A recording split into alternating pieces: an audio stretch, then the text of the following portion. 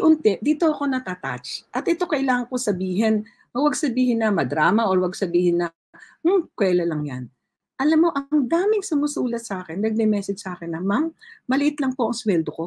Pero pag pwede po akong magbigay ng bahagi kahit buwan-buwan. Yung mga ganun, parang ang lalim ng tama sa akin, di ba? Remember ng 2011, nung nag-whistleblow ako, Christian, di ba nawalan ako ng trabaho? Alam mo, yung paglabas ko sa Senate, binigyan ako ng alkansya na composed of 20 peso bills. Pinagawa kong poster yun eh. Hanggang ngayon nasa akin pa. Ang nakalagay doon, this should remind me that public money is sacred. And that is my commitment. Hindi ko nakalimutan yun. Nasa akin pa yung frame na yun. I can show it. I can send you later. Kasi naandun sa kabilang... So basically, you're trying to generate a natural, parang natural grassroots-driven movement. Diba? Volunteer-driven movement. Volunteer-driven in the sense na kayo ang naghahanap ng iba, di ba? So kung naghahanap ka ng iba, huwag niyo akong bigyan ng dahilan na maging kaparehas nila. Tama ba yun, Christian? Yun eh. Alam kong mahirap, pero yun eh. Huwag niyo akong bigyang dahilan para maging kaparehas nila. At pero yung strategy niyo, sorry.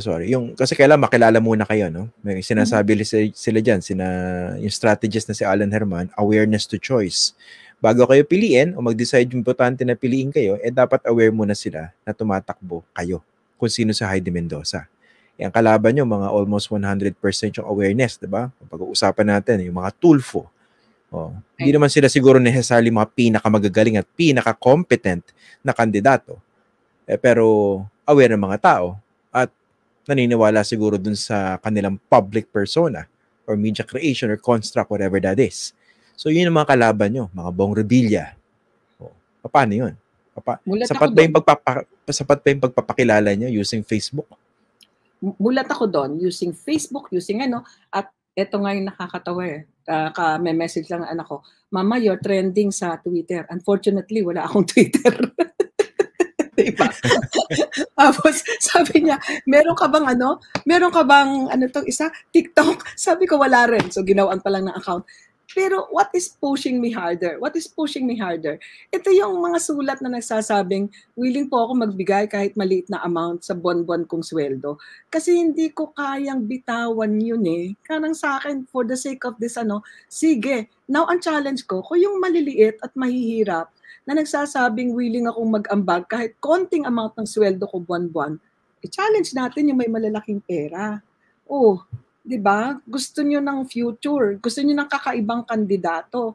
At sinasabi ko naman, hindi naman ako nagbibiro. Kahit balik ta rin yung profile ko, kahit hanapan nyo ako ng buong for the 27 years, I can assure you, wala.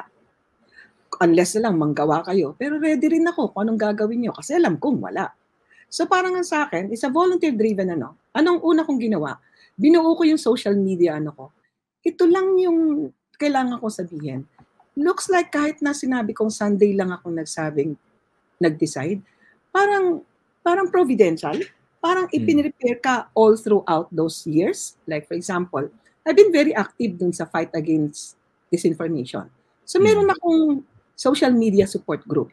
Alam mo, karamihan dyan, mga graduate ng UP Coms.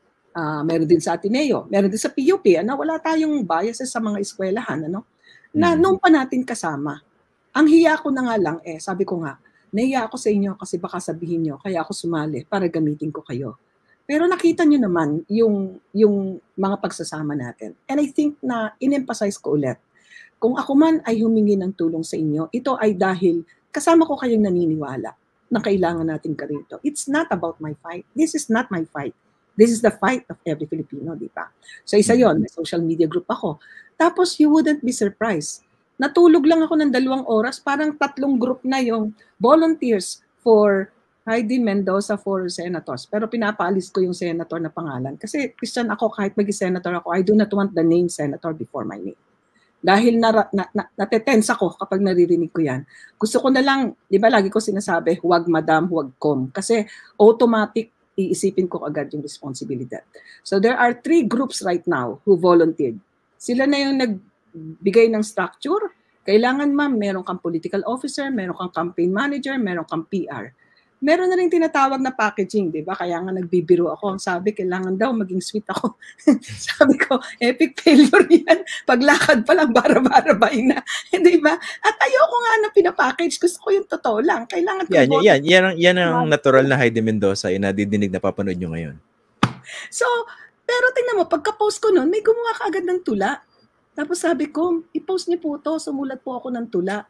So sa akin, it may be corny, it may be unrealistic, pero sa akin, paano kung bindisyonan tayo ng langit? At saka, ito lang yung masasabi ko, at the end of the entire election, wala namang mababago sa buhay ko eh. Ang kailangan kong tingnan, yung mababago sa bawat Pilipino, di ba? At doon, hindi lang ako. Kailangan lahat tayo. Now, ano yung itinataya ko? Itinataya ko yung sarili ko at naniniwala akong sabay-sabay tatalon, sabay-sabay tataya. Kung kaya nga, sabi ko, 3 yung grupo nagpaplano. At meron pang ang biro ko dito, parang may age categorization. Merong mga young ones at merong young ones, di ba? So sabi ko, sige, hindi pa ako nagbibigay ng instruction, wala pa akong kinakausap ha. After this week, kakausapin ko kayo. At ang unang instruction ko, kung pwede, kung aalaw ninyo, ay pag-usap-usapan natin, paano natin pagsasamahin at bubuuin. And of course, number 2 instruction, I want you to learn how to navigate through the dynamics. Kasi, ang una kong instruction nung ako'y naging COA commissioner sa mismong office ko, dapat yung home base ko ito. Dapat kayo ang source ng strength ko. Kaya ayokong makarinig na dito pa tayo maghihiwa-hiwalay. Kung kaya nga, at saka malinaw, nag-volunteer ka, una, wala akong pera. Pangalawa, wala akong kayang ipangako ka sa'yo. Not even a position. Hindi. Alam yan ng mga inaanak ko. Pag nag-aanak ako sa kasal, sinasabi ko kaagad, sorry hindi ako nagre-regalo. Painting lang. Sorry, hindi rin ako nagbibigay ng posisyon. Hindi akin yan. Kaya niyong tanungin sa COA kung sino yung anak ko sa kasal. Iilan. Bakit? Kasi napakasuplado ko. Hindi ako nagbibigay ng pera. Ito lang. At pangalawa, wala akong posisyon na inaano. Malinaw yan. Pangatlo, yun nga. Huwag namang tayo pa ang panggalingan ng pagkakawatak-watak. So, yan. Commissioner, may tanong sa inyo. How do we volunteer for Heidi Mendoza? Sabi ni Felipe. May ginagawa po kaming, bang tawag doon? Google, ano ba yun? Google Docs, Google Sheets. Google Sheets, pero tapos po may Google Email. Meron na rin pong nag-volunteer ng mga parang manggagawa ng mga social, ng parang group. Social media collaterals, yung mga ganon? Oo. Ang nakakatawa lang, ito yung mga mahihirap na tanong. Just so na makita nyo kung gaano kahirap, Kung sa iba, nag-iisip sila ng pera, ako hindi Kaya talagang matatawa ka. Alam mo, iniisip ko, Christian, ano daw kulay ang gagamitin ko? Oo nga. Totoo yan. Hindi ko pa masagot. Tanong yan. Di sagutin natanungin natin yung public, anong kulay, di ba? Tapos pangalawa, sabi niya, ma'am, ano pong poster, ano pong quotation nyo, ano pong favorite nyo, So, natutuwa ako, nag-i-enjoy ako kasi binapadala nila sa akin yung sa private message yung ibang-ibang mga mensahe. Slogan. Budget nyo, bantayan ko. O kaya, pera ng bayan, aking ipaglalaban. Yung mga ganyan. O kaya naman sasabihin, di ba lagi ko sinasabi, ako si Senyora Cuentadora. Senyora Cuentadora, pwedeng gawing senadora. O di ba? May naisip ako. Hindi ko alam kung kakagat. Kasi ngayon, pinapanood ko yung sinasabi nyo, parang ito yung dating sa akin ng tema ng kampanya ninyo. Walang imposible. Yun lang. Walang imposible. Yan. May nagsabi nga sa akin, may message ako. Sabi niya, let us all make this an election of possibility. Sabi ko, go. Yun din lang naman ang aking, kaya malakas ang loob ko di ba? Parang hindi ako malakas ang loob dahil bulag ako na feeling ko mananalo ako. Hindi. All the odds are against, all the reality are against me, di ba? Andyan yan lahat. Ang problema, hindi ako natatakot sa reality na yan. Ang biro ko nga at ang yabang kong sabihin to. Hindi ko pinaproblema yung pera. Ang pinoproblema ko kung ano yung kulay. And then, ang sabi rin sa akin, nung nag-file ako ng COC, nung aakyat na ako sa stage, sabi ni Attorney JP sa akin, Jan, wala kang problema. Hindi ako kinakabahan. Totoo yun. Kasi ang mensahe ko laging nanggagaling sa puso. At ang lahat ng mensahe sa Facebook, ito yung ko sa'yo, lahat ng messenger na sinagot ko, ako ang nagsabi nun. Ako ang sumulat nun. Wala pa akong alternative na wala pa akong alternate, wala pa akong ibang inuutusan na ako lahat 'yan. Pero hindi ko sinasabing ako lahat ang gagawa.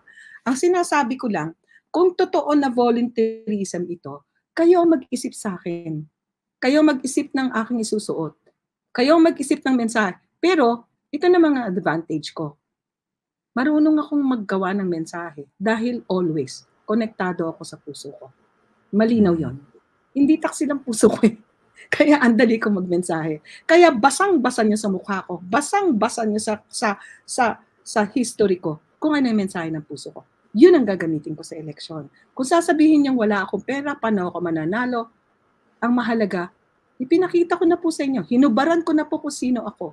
Kung sasabihin niyang gusto ko pa rin yung magbibigay sa akin ng pera, hindi po ako magtatampo.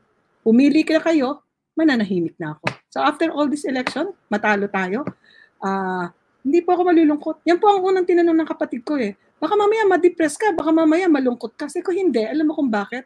Mas nakakalungkot yung hindi mo ginawa, yung alam mong tama.